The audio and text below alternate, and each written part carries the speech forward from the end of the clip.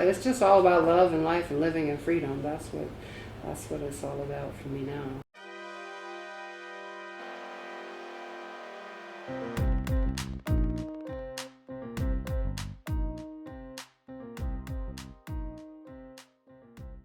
Welcome to the Rich Spinster Podcast. This is Alexis. And what's up, New York? What's up, New Jersey? What's up, Virginia? What's up? What's up to all of the voters across the country who did the damn thing? What up, California? Listen, I don't know about y'all. I couldn't wait to get on this mic because I am so excited about what happened on election night. And the reason I am so excited about what happened on election night is because it gave us what we needed, which is some hope. We needed hope. And what it showed us too is how angry and how fed up the electorate is. What it showed us is the power of the people. It also showed us that fear and hatred and all of that can only take you so far.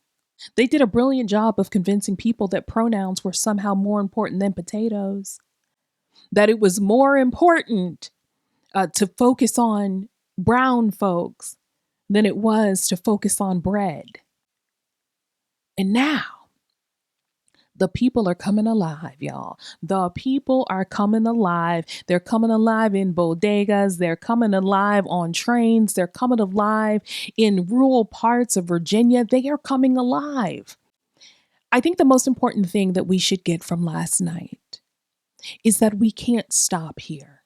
We can't drop anchor here. This can't be one and done. We have to keep this energy going, not just through 2026, but beyond that.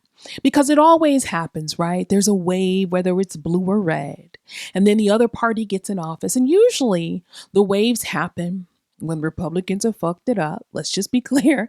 The economy gets good, and what happens? People then elect a Republican, and the economy tanks. And then what happens? They elect Democrats. But we have to keep this going because we see what happens when we check out. We see what happens when we're apathetic. We see what happens. No brakes, all gas. That's what America did last night. No brakes, all gas, damn it. And guess what? This train is not stopping. This train is coming for you. And when I say coming for you, I want to be clear about who I'm talking about. This train is coming for the establishment who is not doing their job. This train is coming for those who want to keep us separate because they benefit financially. This train is coming for you. So my suggestion would be to get your ass on board because people are seeing that these policies have nothing to do with them. It only has to do with the top 1%, and they don't give a fuck about you. Okay? If you don't believe anything else I say, believe this. That top 1%, they don't give a fuck about you. They don't care about your children's education. They don't care about your disability. They don't care about your low wages. They only care about themselves. And they're using your sexism, your racism, and your homophobia. They're using that against you. And now y'all are seeing those grocery prices skyrocketing. I went to the grocery store the other day and I needed organic coffee creamer, and that shit was $9 for organic coffee creamer. The non-organic coffee creamer was $6.69. What? What? The prices are outrageous. They're outrageous. And the presidential fuckboy told y'all prices were going to go down day one. Some of these people were like looking at Trump like he was Santa.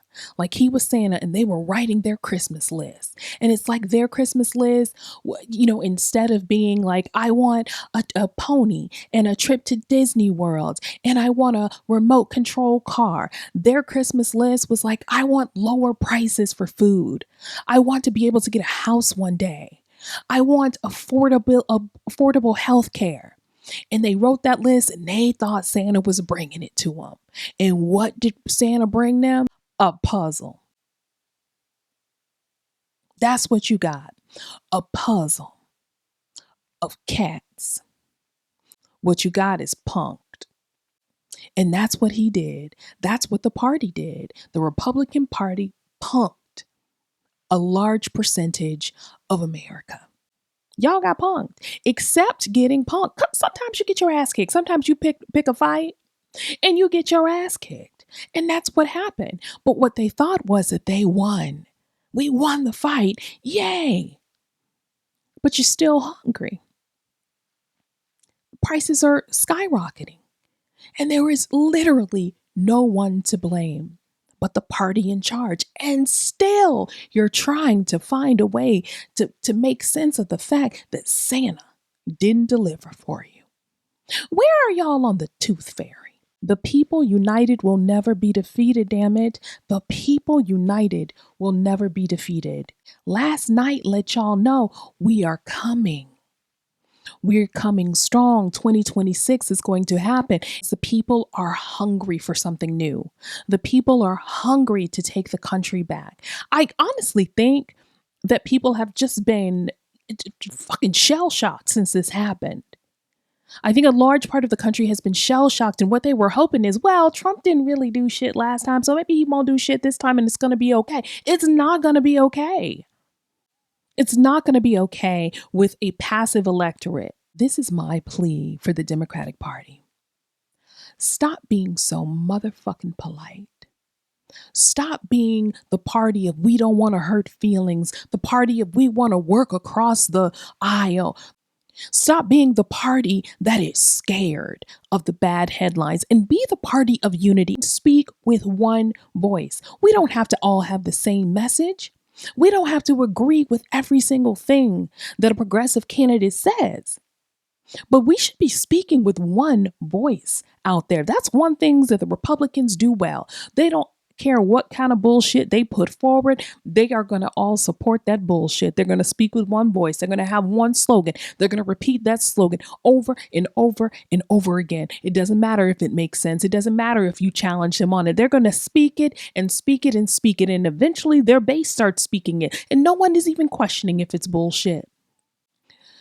The Democrats need to speak with one voice. They need to be speaking with authority. They have to stop looking for Jesus. And when I say stop looking for Jesus, I mean stop looking for the perfect political candidate. The person who has never made a mistake, the person who's never farted in public, the person who has never misspoken. You have to stop looking for that person and look for who is good. Look for who will push forward the agenda. Look for who really gives a damn. Stop playing into old Democratic politics. Stop having conversations that don't translate into people's pockets, because that's what people care about. That is top priority. Have conversations about things that people understand and have them in ways that people can understand. One criticism that I've always had of Democrats is the fact that we are not talking to people in ways that they can understand. The Republicans do. They understand everything that they're telling them on Fox News. They're understanding everything that Republican electeds are saying to them. They are speaking to the people in the ways that Democrats have failed to, even though Democratic policies are better for people across the board. And I'm telling you right now, these Democratic leaders who are going to fold, they're going to find themselves fuck out of a job. They're going to find themselves out in the cold, because just as people of conscience don't want Trumpers in office, we also do not want ineffective Democrats in office. Get the fuck up out of here with that. Because that concrete jungle in New York showed y'all what is possible, what the people united can do. And even though they tried the same old trick of Islamophobia, the same old tricks, it didn't work. We see what's happened across the country. Y'all need to get these motherfuckers up out of office. If you have people in your family and those folks are not registered to vote, or perhaps they haven't voted during midterm elections, start talking to them now. Start organizing now. It's code red, goddammit. It's code red in America right now. And so y'all need to act like it's code red. We need to throw every single thing at 2026. Let me tell you all something. Last night happened. And what did the presidential fuckboy do? He was tweeting. Let me tell y'all something right now. Every single thing he touches is going to go to shit. Everything that he touches is going to go to shit. Now, you can decide whether or not you want to go down to Schitt's Creek with him, or if you're going to save not only democracy, but save your family. That's the only thing that really matters. Because at the end of the day, he and his family are getting rich, and you and your family are getting fucked. He didn't even kiss you on the neck or play any fucking Luther Vandross. And you all should be really pissed off about that. But you should also be excited. You should be excited about what's happening. You should be excited about this energy. I want everybody to just hold on to this energy. We got work to do. We've got work to do. And that work doesn't start in 2026. That work starts now. Look at the power of the people. Look what the people fucking did last night. Yes, but look what the people have done to Target. What, Target, we're not even boycotting you anymore. We fucking forgot about you. I want America to remember. Remember what the corporations did. Remember who stood and who folded. Remember what the journalists did, who stood and who folded. And the media companies, remember what they did. Remember who they fired. Remember who gave a fuck about you during those times. Remember those things. Hold them accountable. Let them go the way of Target. Just wait to 2026. It's not going to be a blue wave. It's going to be a fucking tsunami. The backlash is here. The Trump backlash is here. It's not going anywhere. And in fact, it's growing. Yeah, it's all about the American dollar, but not about yours. Unpopular opinion, Trump's not the problem. And all of the billionaires behind him, all the people that are propping this motherfucker up like a weekend at fucking Bernie's, all of them, they are the problem. He's just a symptom of a problem. This is one mistake that I hope the country doesn't forget. This is a bigger fuck up than when the Fresh Prince of Bel-Air replaced Aunt Viv. But we have a country of apathy, and that is our biggest problem. The people who didn't vote, the people who didn't realize that almost everything in their life comes down to a fucking vote. Everything comes down to a vote. Your freedoms, your benefits, your health care. Now people are looking at premiums that they're not going to be able to pay in 2026. Don't get sick. Y'all better get some ginger and some kale and some turmeric, because don't get sick. It's not affordable. It's not affordable. Meanwhile, we're building ballrooms and shit. Donald Trump cannot take any criticism. He can't take anybody pushing back against him. He's the biggest fucking tender dick I've ever seen in my life. He's not a president. He's a fucking blister, and he looks like he's about to ooze any moment. And can't even form coherent sentences. Clearly has a catheter bag taped to his leg. And who is propping him up? That's why I keep saying Trump's not the problem. Who is propping this motherfucker up at night? Who is pumping him up in the morning? Who is the doctor that's giving him whatever shot that's allowing him to stay up for 2 hours at a time? This motherfucker looks like he should be in palliative care, and I'm not kidding. He's got the nuke codes. Who is looking out for us? Who are those people in those back rooms making the real decisions? Those are the people that I want to know about. Those are the people that we should be concerned about. The puppet masters. The Republican Party got ethered last night. And those of you who are hip hop fans understand when someone gets ethered, they get motherfucking destroyed. It took me back to actually Barack Obama 2008. That's what it felt like. It felt like hope had returned. And don't underestimate hope. People underestimate hope and what energy is. Energy can transform a country almost overnight. So we celebrate now. We feel good about now.